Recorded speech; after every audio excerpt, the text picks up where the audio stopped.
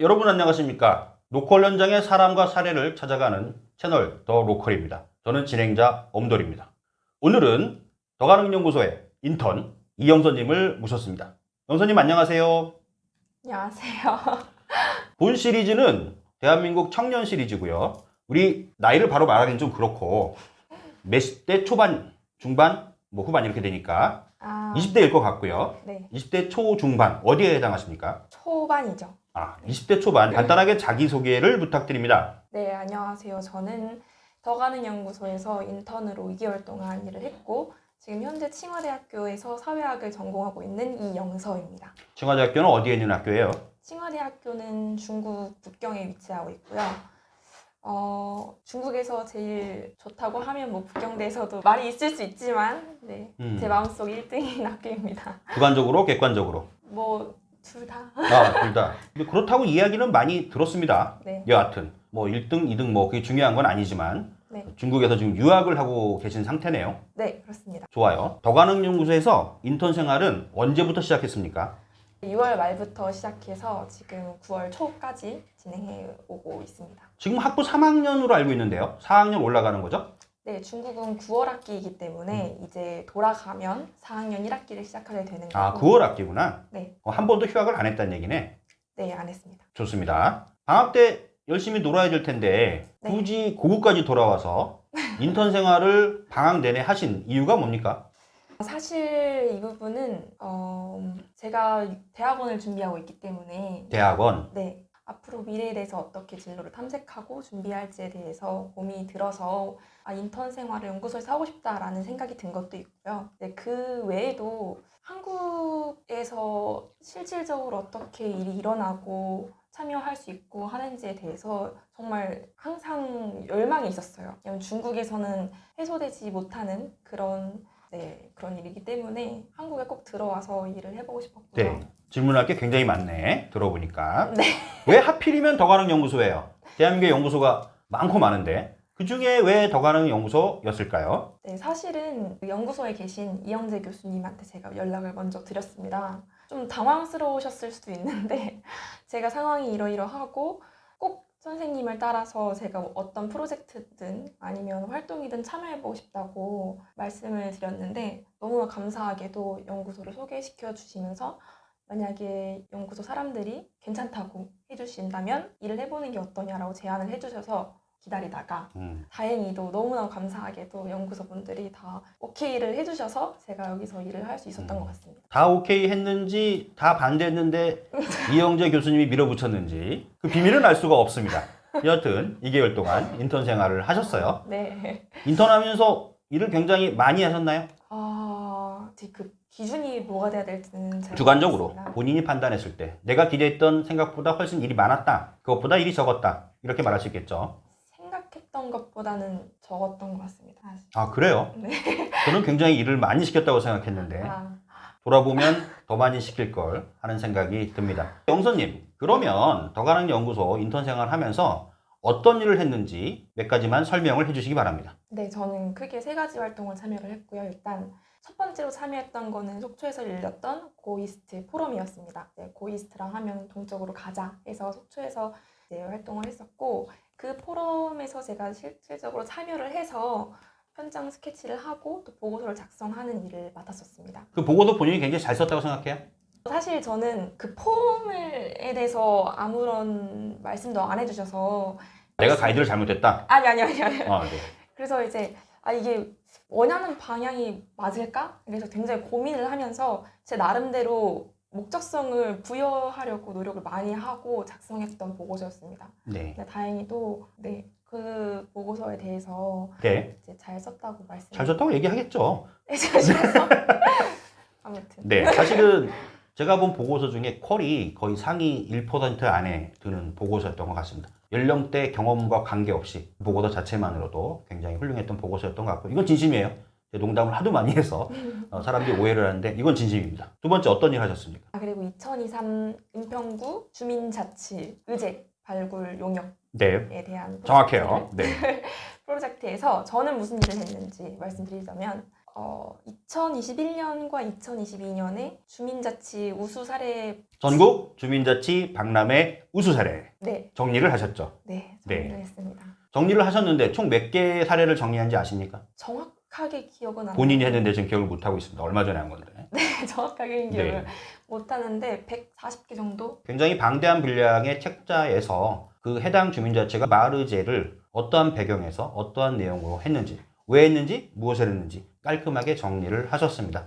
역시 저는 굉장히 높은 점수를 주고 싶습니다. 굉장히 만족도가 높고 앞으로 활용할 내용들이 굉장히 많은 것 같습니다. 고맙습니다, 영선님. 감사합니다. 네. 세 번째, 또 뭐 하셨나요? 이번에 진행하고 있는 일인데요. 이제 밀양에서 콜로퀴엄이 열립니다. 관계 인구에 대한 콜로퀴엄을 개최하게 되는데요. 밀양으로 가서 진행하는 행사를 기획을 같이 하고 밀양까지 따라가서 같이 행사에 참여하고 할 예정입니다. 그럼 과업이 종료되는 건가요? 네, 일단 네. 여름방학으로서는 그렇습니다. 네.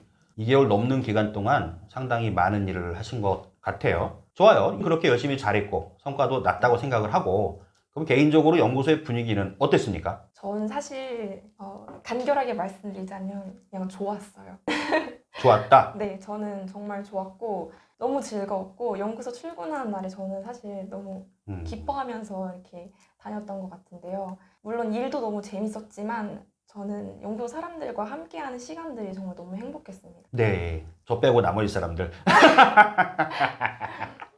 좋아요. 어차피 제가 주로 뭐 일을 많이 시켰으니까 저는 좀 부담스러웠고 나머지 사람들하고는 인간적인 대화를 굉장히 많이 나눴을 것 같네요. 네. 뭐 그렇게 즐겁게 지냈으면 저도 좋습니다. 자, 연구소 생활에 대한 총평을 한번 해보실까요? 사실 저는 여기 올 때까지만 해도 조금 불안했어요. 어떤 점이 불안했냐면 내가 이 일이 과연 맞을지 그리고 대학원을 가려고 생각을 하고는 있는데 대학원을 내가 지금 가는 게 맞을지 과연 내가 전공하고 있는 사회학이 나랑 맞는 일인지 이게 계속 의문점이 드는 거예요. 그래서 연구소에 와서 이 질문에 대한 해답을 찾고 싶었고 저는 사실 속초에 가서 그 포럼에 앉아있을 때 선생님께서는 저한테 왜 이렇게 긴장하세요? 이렇게 말씀하셨지만 저는 사실 그때 긴장을 한 건지 뭔지 모르겠지만 정말 떨렸어요. 너무 설레고 벅찼다는 뜻이네요. 네, 네. 그런 개념에서 되게 재밌다. 음. 되게 흥미롭다. 일을 계속하고 싶다라는 생각을 강하게 느꼈던 것 같아요. 그래서 연구소 일도 재밌고 연구소에서 보냈던 시간들도 너무 즐거웠지만 무엇보다 앞으로 제가 어떻게 어느 방향으로 나가야 될지에 대해서 좀 확고한 답을 얻은 것 같아서 그 확고한 답은 오늘 마지막 시간에 물어보겠습니다. 네. 좋아요. 준비하고 계세요. 진짜 확고한 답이 있는지 확인하고 싶네요. 좋습니다. 아까 좀 전에 말씀하실 때 자기 전공이 사회학이라고 말씀을 하셨어요. 네, 지금 현재 중국에서 사회학 전공하고 있는 건가요? 네 맞습니다. 칭화대학교 사회학과인가요, 거기도? 네, 사회과학학부에서 사회학을 전공하고 있습니다. 네. 그런데 유학을 중국으로 갔단 말이에요. 네. 고등학교 때 졸업하고 가신 건가요? 아니요, 사실 저는 조금 특이한 케이스인데 고등학교 1학년까지를 이제 한국에서 마쳤고요. 이제 마치고 나서 중국으로 가서 다시 1학년을 해서 이제 중국에서 고등학교 고등학교 1학년부터 다시 다녔다? 네, 네, 중국의 고등학교 과정을 마치신 거네요. 그쵸. 1학년부터 쭉 해서 3년간의 과정을 수료했습니다. 왜 중국이었어요? 그 당시에. 그래도 많은 나이가 아니잖아요. 여하튼 여기에서 고등학교 1학년 학생이잖아요. 네, 네. 그런 마음을 먹게 된 계기, 부모님 때문에? 본인 때문에? 아니면 다른 계기? 사실 이것도 정말 많이 들었던 질문인데요. 여러 가지 미안합니다. 많이 들었던 아니요. 질문을 저는 처음이니까 이해해 주세요. 여러 가지 이유가 있죠, 당연히. 일단 아버지가 중국에서 사업을 좀 하고 계시는 부분도 있었고 오빠도 중국에서 대학교를 다니는 부분도 있었고 그래서 접근성이 일단 높았어요. 그러니까 이런 부분은 분명히 무시할 수 없다고 생각을 하고 사실 그럼에도 왜 그 시기에 갔냐 하는 질문에 대한 답을 드리고 싶은데 사실 어렸을 때부터 중국 가라 이런 얘기는 많이 들었거든요. 근데 안 갔습니다. 저는 한국에 남아있고 싶었고 중국에 가고 싶은 큰 뜻은 없었어요. 근데 고등학교 1학년 때 제가 미술을 그동안 굉장히 오래 하고 미대를 꿈꿔왔었는데 서평 대회가 있었어요. 서평? 네, 서평 쓰는 대회가 있었는데 전교생이 다 참여를 해야 하는 대회였어요. 근데 그 글을 쓰면서 너무 재밌고 막 벅차고 행복한 거예요. 읽는 게 쓰는 게? 쓰는 게요. 쓰는 게. 네, 물론 읽고 써야 되지만 쓰는 게 너무 재밌어서 내가 미술만 하고 살아서 너무 다른 세계를 모르고 살았다. 그러니까 그리는 것보다 쓰는 게 더 좋은 걸 느꼈네. 네, 아. 그리는 것도 물론 이제 무뎌져서 음. 제가 이제 그 설렘을 덜 느꼈던 걸 수도 있는데 그것보다 더 간절하고 재밌고 적성에 맞는 일을 찾을 수 있겠다라는 그런 호기심이 들었고 공부를 제대로 해서 시작하고 싶다는 생각이 강하게 들어서 중국에 가서 새롭게 시작하고 싶은 마음이 들었던 것 같아요. 요즘 한중 관계가 한일 관계보다 나쁘진 않지만 썩 좋다고 하기도 좀 어려운 면이 있어요. 그래서 네. 저는 이 한국의 젊은 청년들이 중국에서 유학을 할 때 생활하기가 쉬울까? 이런 걱정이 좀 들기는 합니다. 어떠세요? 사실 정말 국제 정세에 영향을 많이 받아요. 국제적으로 문제가 불거질 때마다 당연히 영향을 많이 받고 이제 한국에서는 기사가 많이 안 날 수 있어도 한국에서도 이제 중국 유학생들이 겪는 고충들이 있거든요. 근데 그런 문제가 중국 내부에서 이슈화가 됐을 때도 이제 그런 영향을 고스란히 저희가 다시 되돌려 받고 하는 부분이 있는 것 같은데 학과 자체도 사회과학이다 보니까 교수님들이랑도 얘기를 할 때 그런 부분에 대해서도 이제 많이 말씀을 해주시는 것 같고 처음에 제가 갔을 때가 사드 때였거든요. 그래서 이제 그때도 한국어 하면은 이제 막 싸움 나고 고생 많이 했네, 폭행을 청년들이. 당한다. 그러면 영선님, 네. 왜 또 하필 사회학이냐? 아까 서평 네. 쓰면서 글쓰기가 너무 좋아졌다. 글쓰기는 다양한 전공으로도 가능하잖아요. 네. 네, 문학을 하셔도 상관없는 거고. 근데 왜 하필이면 사회학에서 사회학이냐? 이렇게 묻는다면 뭐라고 답하시겠습니까? 사실 글쓰기는 하나의 그 촉매제였던 것 뿐이고 어렸을 때부터도 글 쓰는 건 되게 좋아했었어요. 막 문학 대회 같은 것도 많이 나가고 사회학이라는 학문이 사실 제가 있는지를 몰랐어요. 고등학교 2학년 때까지만 해도. 근데 3학년 들어가면서 여러 가지 인문학 책들을 많이 접하게 되었고 사회 그때 3학년 올라간다는 의미는 중국에서 네. 아, 중국에서 3학년 올라가게 되면서 대한민국의 뭐 사회 불평등부터 시작해서 교육의 뭐 불평등, 노령화 인구에 대한 문제도 있을 수 있고 이런 문제들을 많이 접하기 시작하면서 내가 이런 것들을 모르고 살았구나 알아야겠다. 그러니까 처음에는 시발점은 재밌네였어요. 그러니까 재밌네를 시작을 해서 여러 가지 대회에도 참가하기 시작을 했고 그리고 제 성향을 많이 관찰해 주신 이제 선생님이라던가 담임 선생님, 저희 부모님께서 너는 사회학을 했으면 좋겠다라고 너무 강하게 말씀을 하신 것도 있었고요. 그래서 알아보다 보니까 적성에 맞는다는 생각이 들었고 그때부터 생각을 끝까지 고수해서 지금까지 공부해 오고 있는 것 같아요. 한 번도 바뀐 적이 없었어요. 전공에 대한 생각이. 근데 뭐 진학하신 지 3년밖에 안 됐으니까요. 그 정도 뭐 긴 세월이 아니기 때문에. 아, 그렇죠. 네. 근데 이 얘기를 말씀드린 이유는 저희 학교가 이제 자율전공이거든요. 자율전공. 그래서 사회과학 내부에서 자유롭게 선택을 할 수 있습니다. 심리학이나 이제 국제관계학이나 경제학이나 이제 사회학 네 개가 있는데 이 중에서 인기 있는 과목으로 따지면 사실 경제학 쪽이 인기가 당연히 많겠죠. 근데 사회학 같은 경우에는 사실 외국인이 저 혼자일 만큼 비인기 과목이기도 하고 그럼에도 불구하고 전 1학년 때부터 들어와서 바꾸고 싶다는 생각을 한 번도 해본 적이 없는 것 같아요. 네. 앞으로 유학도 가실 의향이 있다고 말씀을 하셨는데 네. 다른 곳으로 그때도 사회학을 계속 전공할 의사가 있으십니까? 네. 지금으로서는 사회학을 전공하고 싶은 생각이 있고 사실 이 대답을 찾으려고 연구소에 왔던 것도 있어요. 제가 사회학 아까 말했다시피 너무 비인기 네. 학과이기 때문에 이거를 계속 했을 때 나중에 추후에 생계라든지 이런 부분에서 좀 걱정이 좋아요. 앞서 연구소에 와가지고 그 확신이 더 강해졌습니까? 네. 아, 좋아요. 연구소가 또 한 사람에게 안 좋은 방향을 제시하는 건 아닌지 모르겠네요.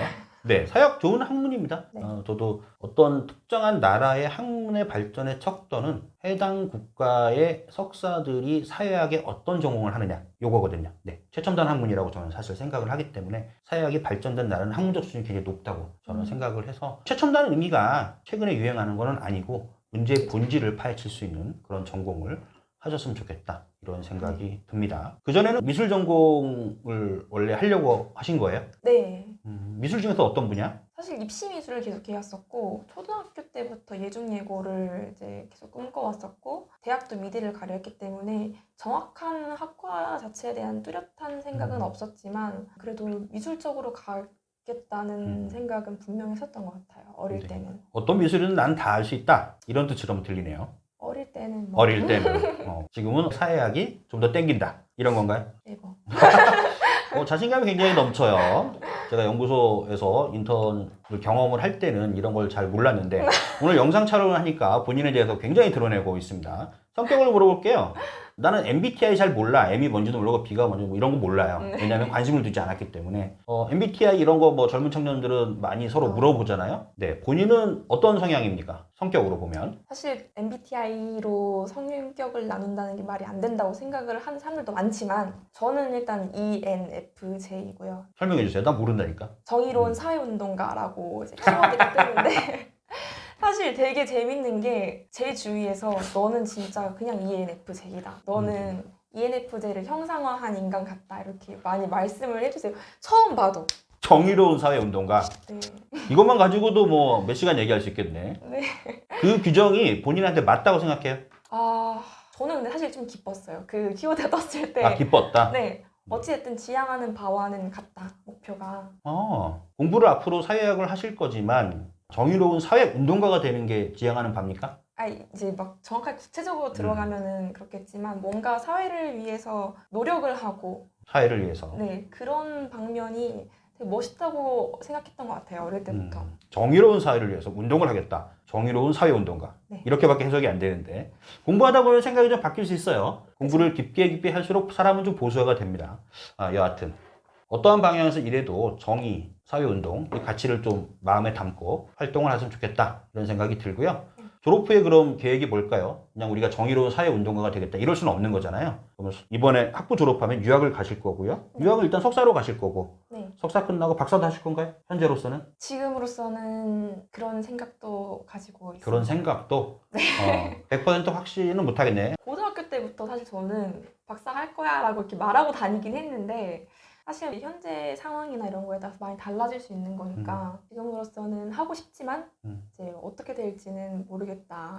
재밌으면 계속 하겠죠. 네, 그쵸. 그 다음에 자기가 바라고자 하는 최종의 목적 지향과 이 학문이 맞는다 싶으면 더 깊게 팔 것이고 그때 학문적으로 다른 학문을 바꿔서 공부해도 되는 거고요. 마지막 질문입니다. 아까 마지막 타임에 제가 질문 드린다고 했던 거 정말 미래를 위해서 하고 싶은 일이 추상적으로 말고 좀 구체적으로 말씀해 줄 수 있을까요? 사실 고등학교에 입시를 하고 대학에 들어가고 하면서 면접 때 이 질문을 굉장히 많이 받았을 거 아니에요. 저는 항상 똑같이 대답했어요. 모른다.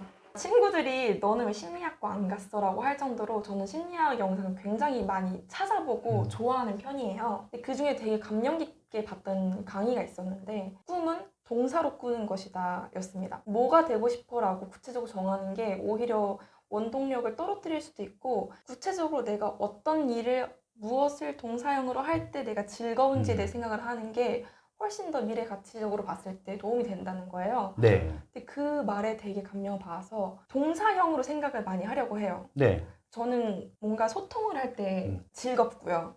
그리고 분석을 할 때도 즐겁고요. 그리고 제가 분석한 결과를 남들한테 보여주고 이게 도움이 됐을 때도 즐거운 것 같아요. 그래서 무엇을 할지 사실 정확하게는 모르겠습니다만 이런 일을 하지 않을까요? 무엇이 됐든? 즐거운 일? 아니요. 뭔가 분석을 하고 소통을 하고 또 도움이 될 수 있는. 내가 즐거워하는 분야를 보니까 소통하고 분석하고 네. 사람들한테 정보를 주는 것 네. 여기에서 즐거움을 느낀다? 네. 알겠습니다. 사회학 하시면 딱 그런 일 할 수 있을 것 같아요. 네. 잘 선택을 하신 것 같고요. 좋습니다. 오늘 첫 번째 대담 여기 이렇게 마무리하는 걸로 하고 영선님은 한 번 더 출연하십니다. 대한민국 청년이기 때문에 대한민국 청년으로 산다는 것은 무엇인가? 이러한 주제로 다음 편에 또 찾아뵙도록 하겠습니다. 지금까지 더 로컬이었습니다.